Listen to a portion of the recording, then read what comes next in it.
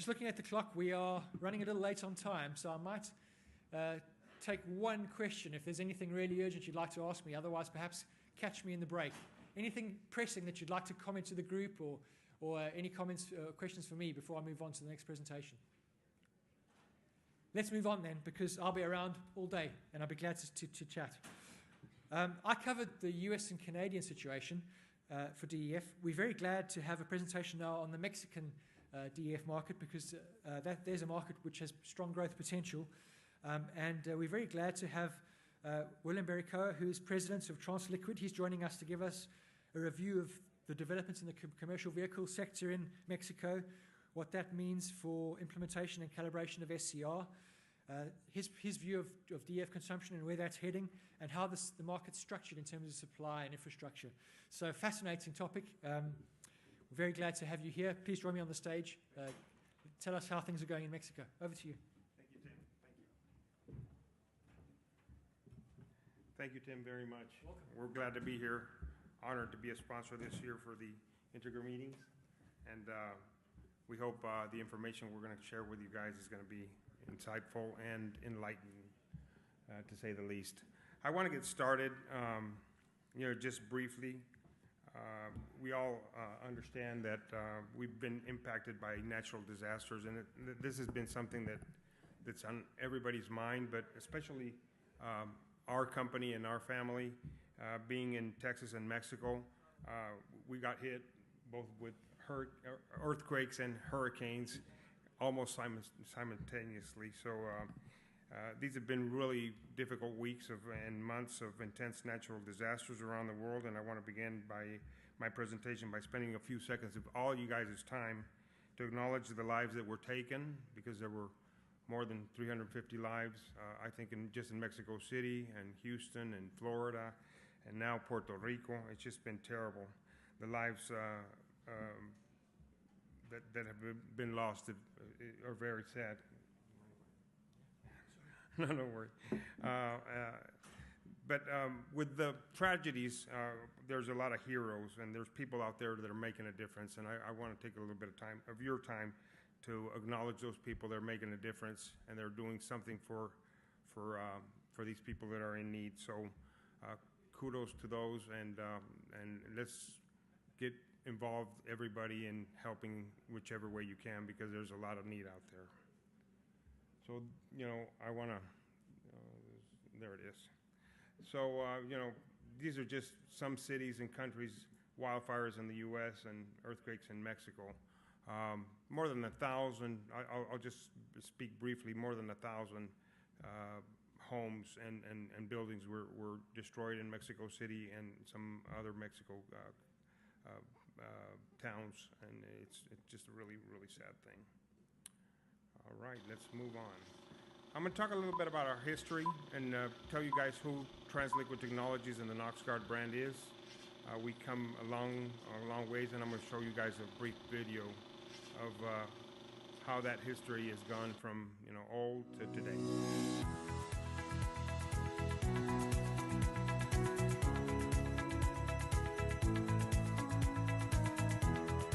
NoxGuard is the preferred independent API-licensed manufacturer of diesel exhaust fluid, producing millions of gallons of the highest quality DEF solution per year. NoxGuard is present amongst the largest distributors and retail stations in the region who seek quality above all else.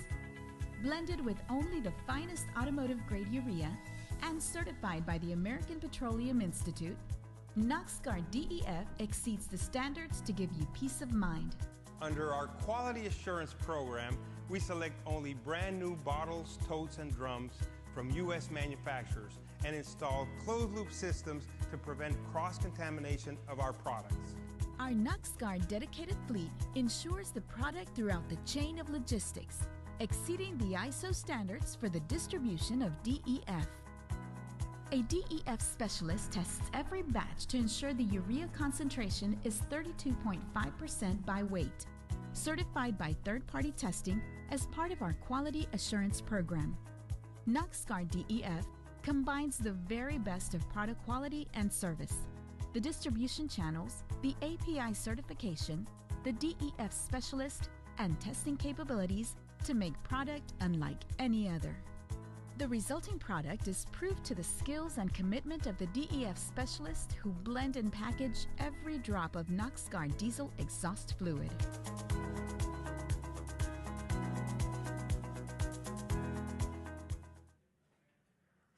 I guess that proves that I'm a terrible actor, doesn't it? I did that take like 10 times. It's funny, but we've come a real long way.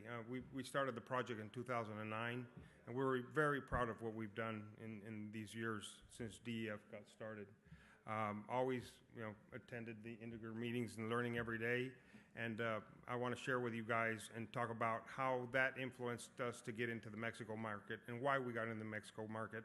And my focus of my conversation today with you guys is to tell you where the uncertainties of the Mexican market are today and what's going to happen, we believe, or I believe, in the future. So with no further, let's just get started. We applied our U.S. experience to get into Mexico. After several years, and because of our family background being from Mexico, a lot of the companies that we've dealt with and transportation friends and partners that we deal with were mentioning about Mexico, and that's how we decided to join the Mexican market in 2015.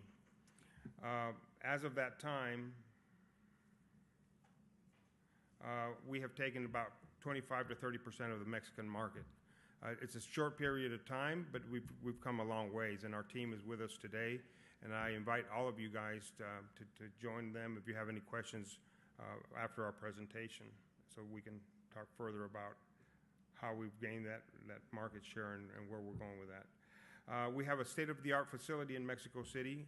We elected and I'll show you a little bit of the information that we have down there and how that led to who we are today. Our distribution strategies are located, the plant is in Mexico City, so if you look at Mexico City and you kind of draw a line 200 miles north of Mexico City and 200 miles south of Mexico City, that's kind of where 75% of the population in Mexico is. Kind of the same thing that happens here in the United States, where most of the population is in the Northeast. In Mexico, most of the population and all of the commercial economy is based in the central part of our country. So that's why we decided to put that plant in Mexico City, to be in the heart of where everything's happening. But Mexico is a pretty large country, so we need distribution centers throughout the country, and I'm going to talk about logistics and some of the challenges that Mexico brings when it comes to taking DEF all over the place.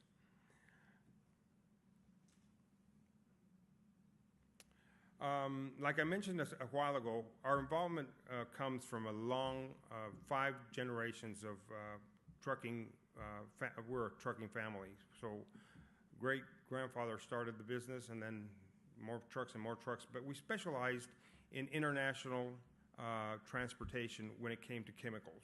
And that's how we got involved with DEF, because we knew at some point, 2008 and 2007, we were working with Terra at that time, and that we learned that DEF was coming because we started hauling it from some of their plants in Yazoo City, and that's how we got involved with the business. But our family is very well known in the industry for taking and bringing chemicals from the United States into Mexico, and that's how we got involved with the DEF. And it just makes it a lot easier for us to manage that part of the planet. This clicker doesn't, okay. So we have a direct contact with current and future markets, and we know all the producers. We understand a lot of the challenges, and we're going to speak about that. But today, this is what we have. This is our plant. This is the Mexico City plant. And what we decided to do is, if you look at, that's all stainless steel. We made an affiliation with a company called Peroxicam to be our blender down in Mexico. They had excess capacity. They have a production capability of about 100,000 gallons I can say, of water, and it's just a humongous underutilized plant that made great sense for us to partner up with and do our blending. We have rail and prill capabilities, and most importantly, we have the capability to blend online, so we can bring rail cars in and blend as soon as they come in. We'll have product on hand. We have a lab, and one of the challenges, like our friends from Roloi mentioned last year, and I think we haven't overcome that challenge, is there's not certified labs still in Mexico. Even everybody does testing the U.S. Under the U.S. ISO standard. There's still not a certified lab that we can send our batches to, so we can make sure that that we comply and we can keep them there. So what we're doing is we started sending them over here. And that's very expensive to do. Testing in the United States is a challenge. Well, testing in Mexico is a challenge times 5, I would say. So, but we're equipped for that, and that's something that the group has to talk about. We have to talk about more about, Tim, is API. How are we going to enforce the DEF standards in Mexico? So as DEF grows, everything is prepared. Like it is in the rest of North America.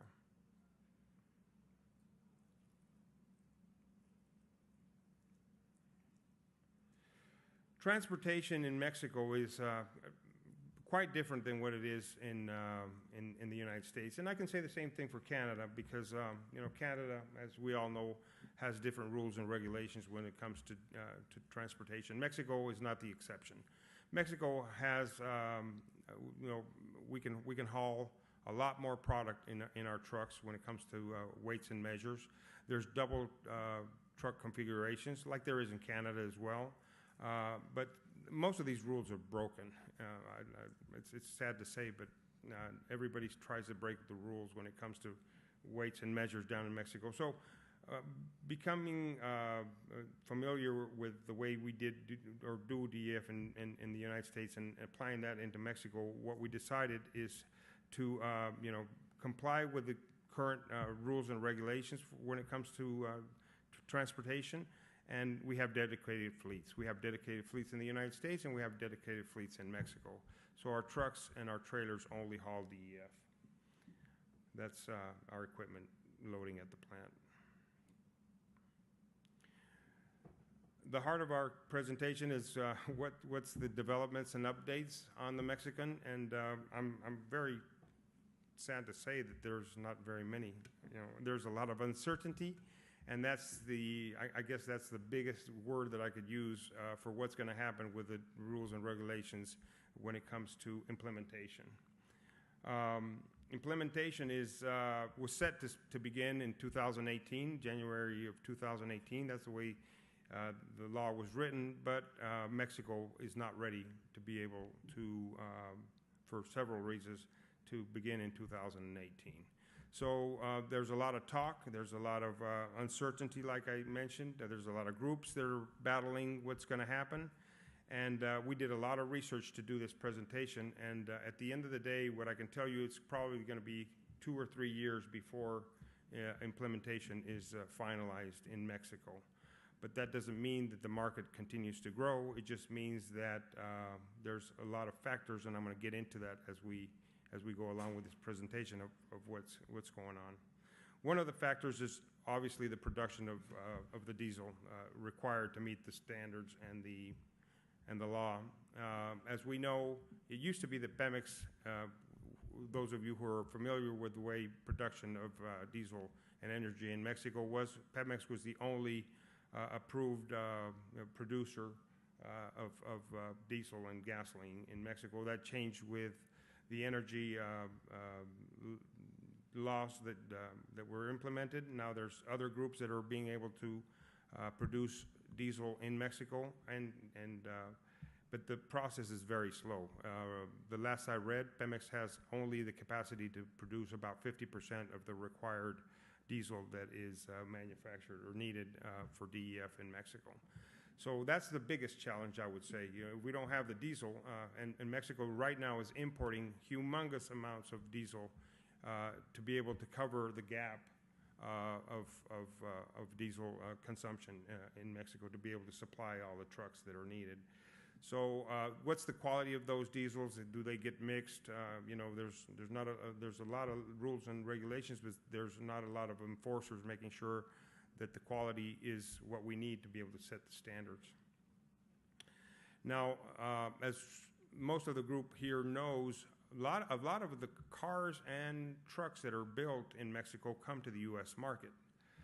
Most of the trucks that are built in our plants down in Mexico come to the U.S. market. So they are already prepared for DEF when they get manufactured before they get sent over here. Those were the first customers, and that's actually how we got involved in DEF, is because Terra was working with, at that time, with a Freightliner plant down in Saltillo, and they needed DEF to be able to put a little bit of product into those trucks so they could ship them up north. So the OEMs, as Tim was mentioning correctly, they're ready, they're doing everything they need to do, and they're way ahead of the game. And their challenge in Mexico is right now their lines of production, and I've been to those lines of production myself. They produce 8 or 9 trucks out of 10 are coming to the United States with DEF requirements, and then they have to stop the production and produce one truck that's going to stay in the Mexican market without a DEF or SCR system. So it's very challenging. That thing is very, that circumstance is changing, but they are all in favor of us moving forward. So you have the OEMs from on one side, and then you have other groups that I'll mention briefly in just a second. When it comes to DEF consumption, and this is again, it's an assumption. It's an assumption of consumption. How does that sound? There is some information. We do have access to some information that leads us to understand where the market is. We believe that, it's been flat 15, 16, and 17. Even though we see a little bit of growth, we're getting to the 5 million gallon mark, and this is obviously annualized. But as we can see, if regulation kicks in 2019, for example, that's when we will see the consumption begin to increase. Now, obviously, depending on when the implementation is, that's when we're going to have the kickoff or the jump start of the DEF market. So if we're doing 700 and some million, did you say, in the United States, Tim? So just imagine we're doing 5 million down in Mexico. And I have some I did some math, and I want to share this with, because this is a pretty cool. So if we do total square miles in the United States, and obviously Alaska accounts for a lot of those miles, I hadn't realized that. And if we divide the total square miles that we have in the United States by the gallons that we're doing today, I came to a number about 180 gallons per square mile is the consumption that we have in just in the United States, and that would be Canada as well, right? So if we do the miles in Mexico and divide it by the gallons, it comes to 5 gallons per square mile.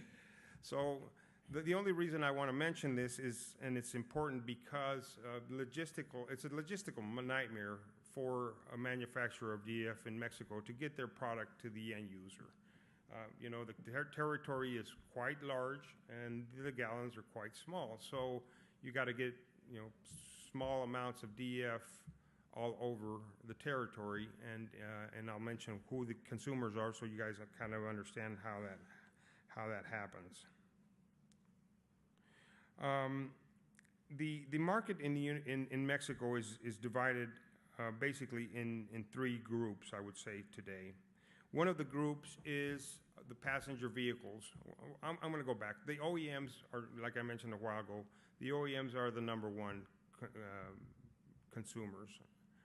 I want to go back just a second right here. So the OEMs are,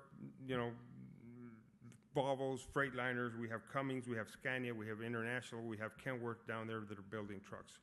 Those are a large part of the consumers. The other ones are the passenger buses. We have private fleets and public fleets of buses in Mexico, and they are a large consumer of DEF because even though regulation has not been set, they have very modern fleets, and they change their trucks or their buses quite often, and they make sure that they're using the best of the best. And that when that comes to DEF utilization, we have that market as well.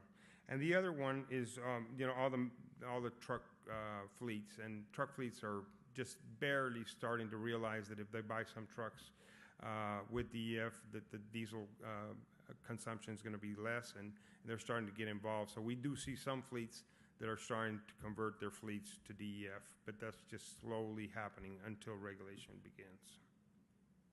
So let me just jump forward. The challenges that we face on both sides of the border, and I kind of made this chart so we could compare because there's some similar and there's some that are different, but we have presidential elections in Mexico in 2018.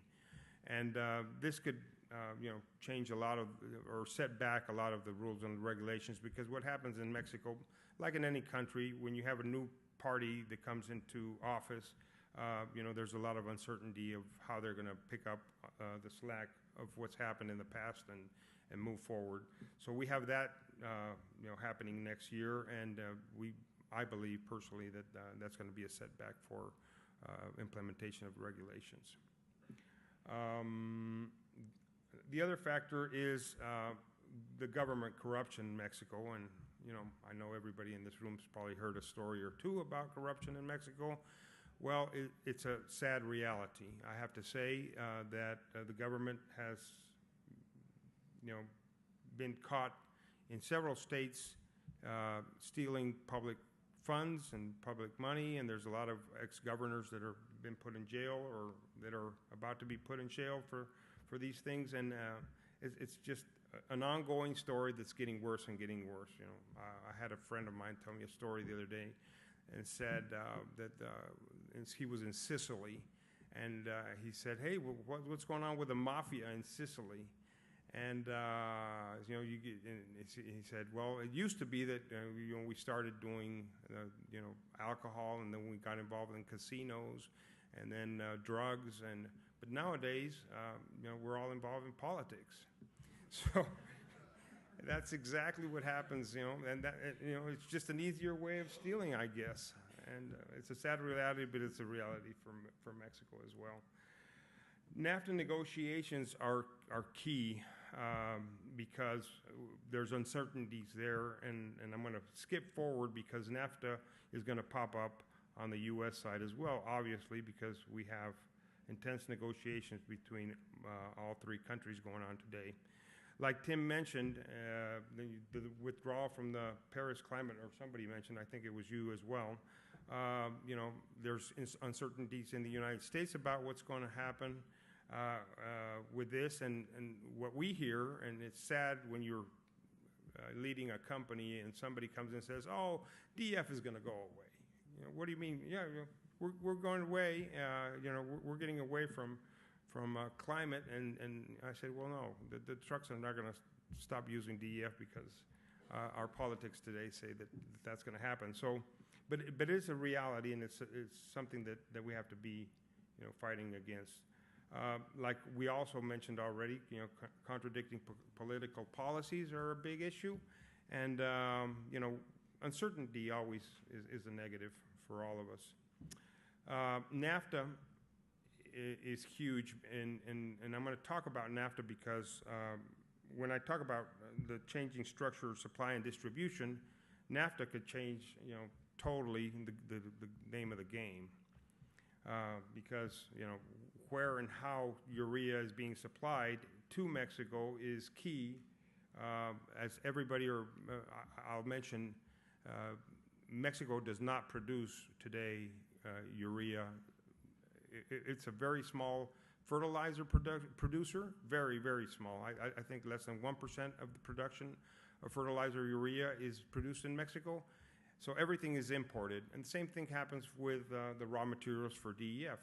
Most of them come from either China, or they come from the United States, or they come from Europe. That's the way we get our raw materials into Mexico. So we do, and we have had some discussion, and we've learned that some groups are trying to build plants because of the way that natural gas has impacted the price, or can impact the price and logistics in Mexico of producing DEF or urea. So that's something that we'll see if time will tell. But the bottom line is, if the NAFTA negotiations go south or break at some point, like what happened in the UK, then there's probably going to be tariffs imposed into the products that we import to Mexico, and that would change the way that the DEF market is probably going to do. My feeling about this fact is that nothing is going to happen. I think we're going to come to a negotiation, and I hope that the governments today acknowledge that the world is unified by sectors that are close to each other, and just take advantage of our partners. And NAFTA has been a great thing for all three countries. There's no doubt about that in my mind. So I think that the waters are going to clear, and I think that NAFTA is going to prevail, and at least it's something that I hope that happens. And that way, urea will continue, because U.S. being our closest partner, will continue to supply the biggest demands of raw materials into Mexico.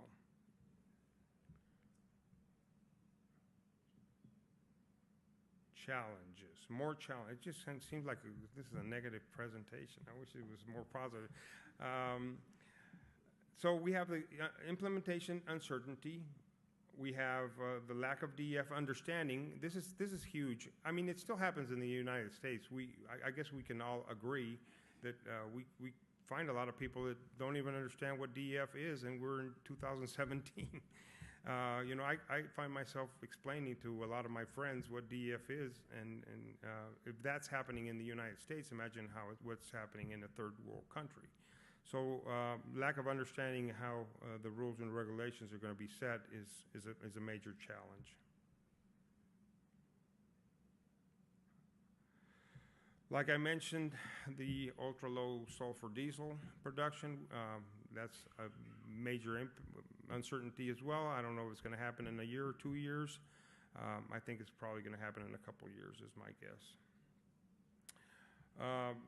Logistical challenges, I've already mentioned that and why that happens.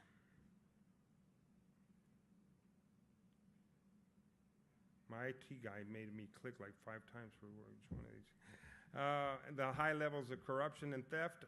A lot of trucks get stolen in Mexico. This is a sad thing. A lot of product gets stolen. When the bad guys realize that your truck is hauling something that's worth something, guess what? It's going to get stolen.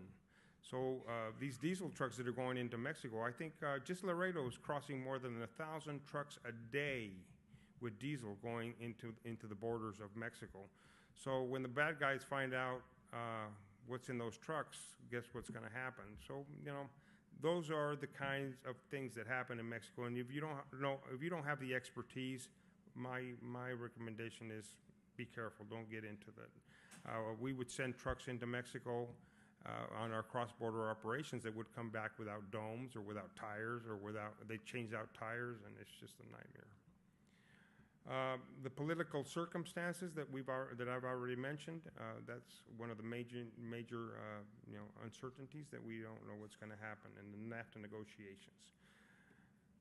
But we wanted to put something on the positive side, so it's not all doom and gloom, even though our world looks like that sometimes, or it seems that it's that way.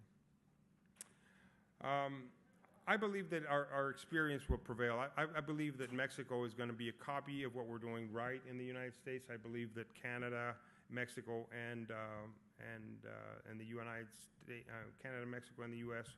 will come together and will continue to do things on a corporate level. And this is just a good example. Look at that picture. I really like that picture. Yeah, that's a station that's built in Mexico for DEF. I mean, I don't have a lot of customers, or we don't have a lot of customers in the United States that have facilities that are nice looking, you know. So there are some customers and fleets that are doing things right, and that's the good news. I think if we continue to train and educate our customers and Mexico in this initial phase, and make sure that we use the right components, the right equipment, the closed-loop systems, and everything that Mexico requires to copy the right things that we're doing in the United States, then we're going to see the night coming today. So with that, I want to just mention that we did a lot of research, and you're going to see that. You know, those are a lot of sources. We wanted to put that on there because those are sources that we utilize to kind of put together the presentation. And this is not me speaking. This is my group, my team, our IT support group that put a lot of information. So we have a lot of information that we want to share. I just didn't want to bore you guys with a lot of facts, but we do have the facts if you guys want to look at it. My presentation, before I end this, my presentation has notes on it. So even though I spoke more than what's on the slides, the notes are in there, and you will have my email, or I'll see you guys at lunch. Thank you very much.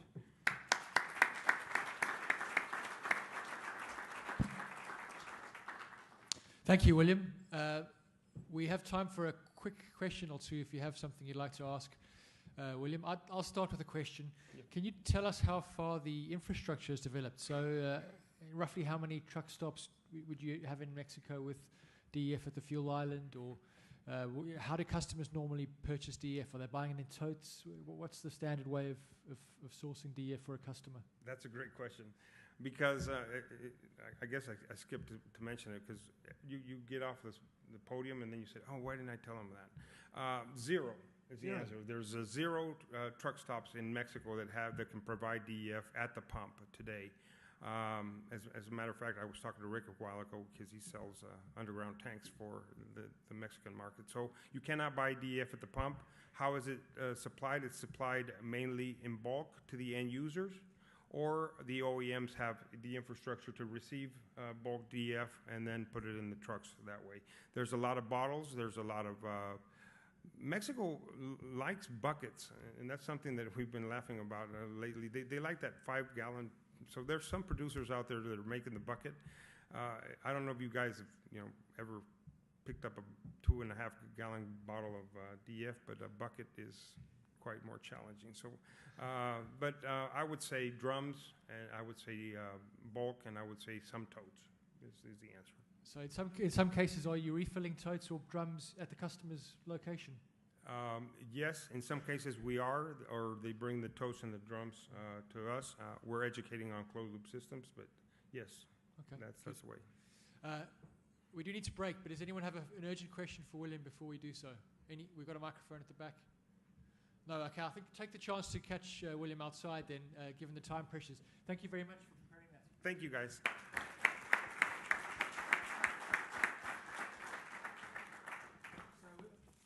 We're going to take the chance for a refreshment break. Enjoy the hospitality outside. We'll be back at 11:30. One of the key things you wanted to hear about when we got the feedback was the status of testing programs, standards for DEF. So we have ASTM joining us and an API, and then a panel discussion. So join us at 11:30 for a very important, I think, discussion on DEF standards. See you then.